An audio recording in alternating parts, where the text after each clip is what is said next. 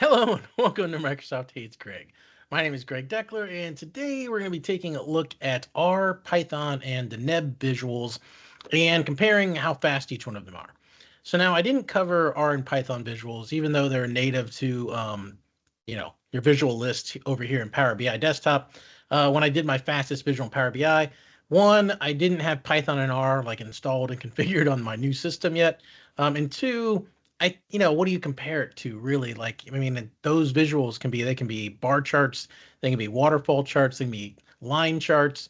I'd almost have to like compare. I felt like I have to like, oh, I'll compare a Python line chart to an R line chart to a normal line chart and then do it that way. And I thought that was gonna be miserable, right? So I didn't do it.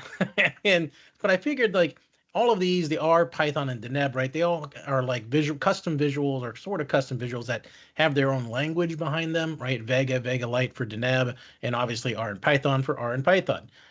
So I figured I'd just kind of compare them all together and go from there. So we're back here in our Life in Europe Power BI desktop report, and I've got I don't know what this is. I don't write enough R in Python code to really care.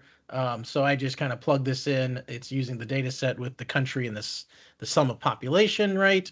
Um, and yeah, so there you go. So there it is. There's an R visual. That's the R visual I use. And kind of similarly, I have a histogram here of, again, country and sum of population. And then I've got, import this simple Python code to do whatever the heck this is, right?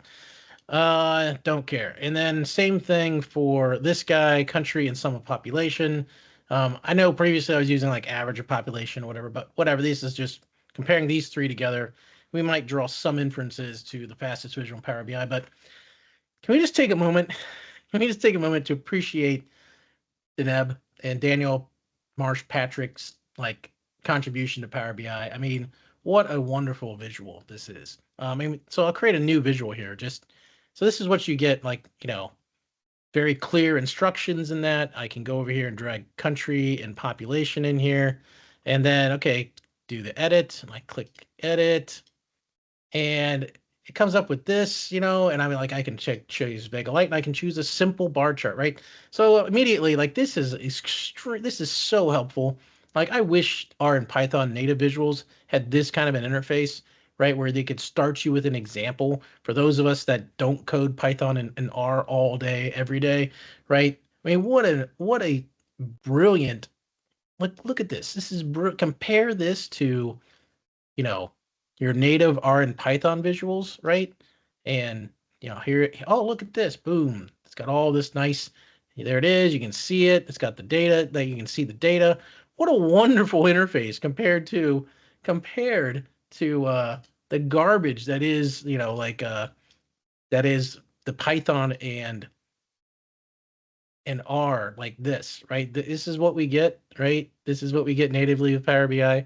Like, how good is Deneb? I mean, I don't know. Plus the fact that this is all self-contained, right? This is all self. I don't have to install anything. I don't have to install Python. I don't have to install R. I don't have to do any configuration within Power BI to get this working, right? And I don't have to worry about like, whoa, like I have this version of Python and R on my desktop, but that's not what's running in the service. So therefore, my R and Python visuals may not work. I mean, what how miserable is it working with R and Python in Power BI really when you've got this alternative? So in my book, right, already Deneb wins hands down as far as I'm concerned, just over ease of use and just how easy it is to get a good looking chart using Deneb. So that's how I view it. All right, so let's go ahead and move on to the actual report, our performance report. Here we go.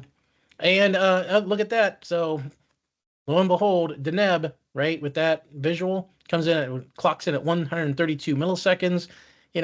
That's almost twice as fast as the R, and it's in Python is insanely slow, right? Just to do even a simple thing in Python, it's almost a second to render on average to render the page with just that one visual on it. So Deneb, clearly that's what you want to use, man. Don't even bother with R and Python, I swear. Just use Deneb.